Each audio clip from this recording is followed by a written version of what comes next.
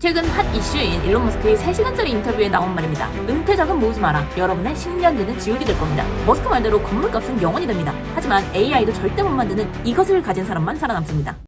15년 뒤에 4050 여러분의 전재산이나 다름없는 부동산은 안전할까요? 머스크의 말대로라면 앞으로 집 짓는 비용은 영원에 수렴하게 됩니다. 로봇이 24시간 쉬지 않고 벽돌을 나르고 3D 프린터가 아파트를 찍어냅니다. 인건비가 영원이 되는 거죠. 즉 여러분이 비싸게 주고 산 아파트 가격에서 순수한 건물값은 똥값이 된다는 이야기입니다. 그렇다면 우리는 머스크 말대로 모든 걸 공짜로 얻는 모두가 부자인 보편적 고소득에 이를 것이냐. 그런데 머스크가 놓친 게 있죠. AI가 만들어낼 수 없는 게 있습니다.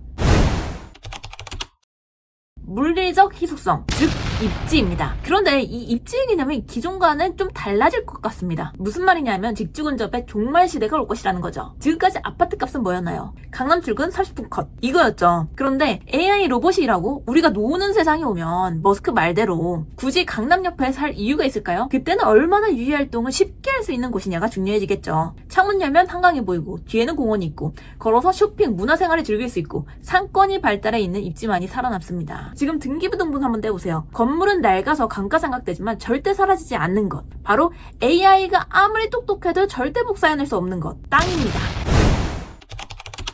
앞으로의 부동산 투자는 신축 아파트냐 구축 아파트냐가 중요한 게 아닙니다. 이 아파트가 깔고 앉은 땅의 지분, 즉 대지 지분이 얼마나 희소한가, 이게 핵심입니다. 애매한 위치의 아파트는 슬럼화 낼 수 있지만 한강변 땅 한 평의 가치는 천정부지로 솟을 겁니다. 자산 포트폴리오를 건물에서 땅으로 옮기셔야 합니다. 자, 여기에 더 중요한 장단기 투자처 이야기로 넘어가기 전에 구독과 좋아요, 알림 설정 한 번씩 부탁드리겠습니다.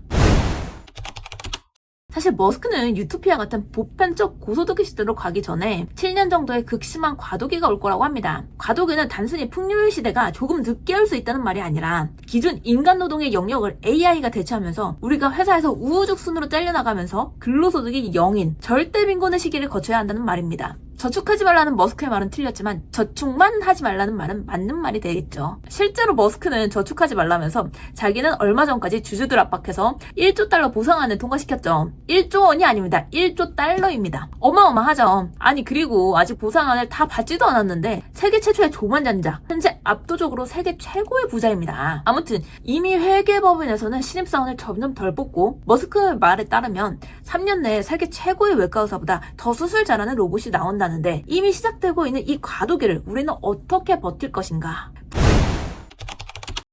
다행인 것은 역사를 뒤돌아볼 때 항상 변혁의 시대는 돈 벌기 가장 쉬운 때였습니다. 준비만 잘한다면 이 과도기가 단군 일에 돈 벌기 가장 쉬운 기회가 될 겁니다. 항상 변혁의 시기에는 병목 구간이 발생했습니다. 쉽게 말해서 새로운 산업이 비약적으로 발전해 가는데 특정 기술 또는 특정 부품의 공급 속도가 이 발전 속도를 따라오지 못하는 겁니다. 이것 때문에 산업 발전에 로드가 걸리는 거죠. 그럼 이 기술력을 보유한 회사는 어떻게 될까요? 부르는 게 값이 되겠죠. 이번 과도기 때는 전기와 반도체가 그 주인공입니다. 그 중에서도 특히 전기요. 삼성전자와 SK 하이닉스 주가가 폭등한 것도 이걸로 설명이 되겠죠. 근데 일론 머스크는 AI, 전기차, 데이터 센터 같은 미래 산업의 핵심은 반도체가 아니라 전기를 공급하는 인프라임을 강조하고 있습니다. 이제 우리가 어디에 투자해야 할지 슬슬 윤곽이 나오죠. 근데 문제는 과도기는 언젠가는 해결이 된다는 겁니다. 대체제가 나오거나 생각보다 빨리 기술력이 올라올 수도 있습니다. 이렇게 과도기가 예상보다 빨리 해결된 사례도 꽤 있죠. 그렇다면 장기적으로는 어디에 투자해야 할까요? 바로 희소성입니다. 인프라가 깔리고 생산 비용이 0원이 되면 공산품 가격은 똥값이 될 겁니다. 그때가 되면 돈은 어디로 몰릴까요? 절대 늘릴 수 없는 것으로 몰리겠죠. 로봇이 건물을 공짜로 지어줘도 한강변 땅은 못 만듭니다.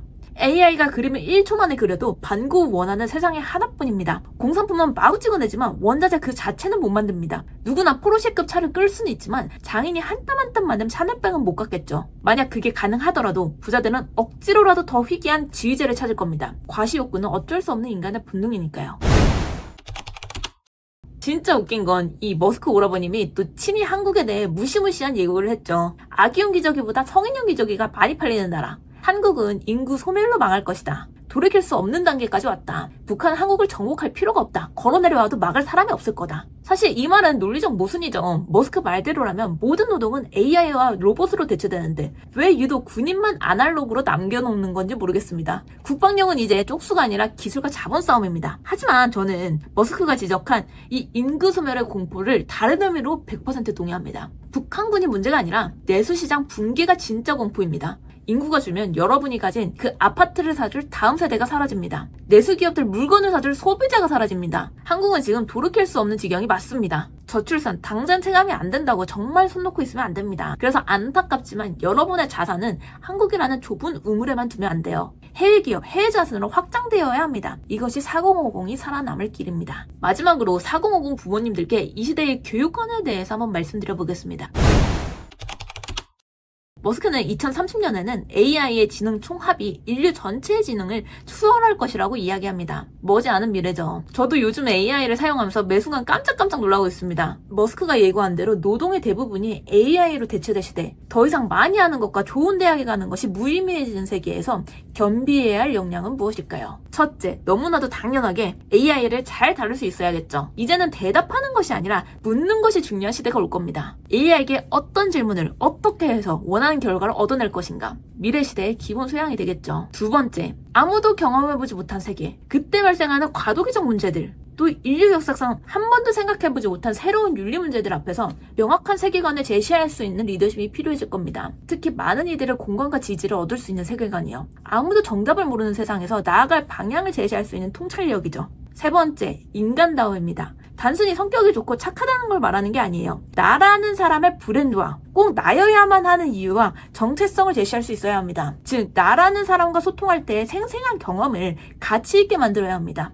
한국은 전통적으로 현실적이고 계산에 능통한 S형 인재가 지배하는 사회였습니다. 기존에 있는 걸 잘 외우고 시키는 걸 실수 없이 하는 사람이 성공했죠. 하지만 AI 시대의 이런 능력은 가장 먼저 대체됩니다. 암기와 계산, AI가 1초면 다 하기 때문입니다. 일론 머스크를 보세요. 전형적인 N형, 상상력 강한 인재입니다. 황당해 보이는 상상을 하고 없는 길을 만들어내는 사람들. 앞으로의 부는 이런 N형 인재들을 독점할 겁니다. 자녀들을 사라질 일자리로 내몰지 마세요. 그들이 엉뚱한 상상을 할 수 있게 놔두세요. 그 엉뚱함이 미래의 연금이 됩니다. 일론 머스크는 인품을 떠나서 정말 대단한 사람입니다. 남들이 비웃었던 자신의 세계관을 실제로 한 단계 한 단계 현실로 만들고 있어요. 이 영상에 지금 신간관계상 다 담을 수는 없지만 스페이스X, 스타링크가 화성에 식민지를 건설하겠다는 그 말도 안 되는 망상과 어떻게 연결이 되어 있는지, 그리고 실제로 스페이스X와 스타링크의 현재 성과들을 보면 진짜 기가 막힙니다. 그가 말하는 미래에 대한 예측은 무시하면 안 되겠죠. 하지만 공포는 늘 기회입니다. 준비된 사람은 돈을 법니다. 오늘 영상을 보신 여러분, 현금 대신 우량자산, 희소자산을 모으십시오. 한국을 넘어 글로벌 기업에 투자하십시오. 자녀에게 정답이 아니라 질문을 가르치십시오. 이 세 가지만 기억하신다면 다가올 미래는 공포가 아니라 축복이 될 것입니다. 감사합니다.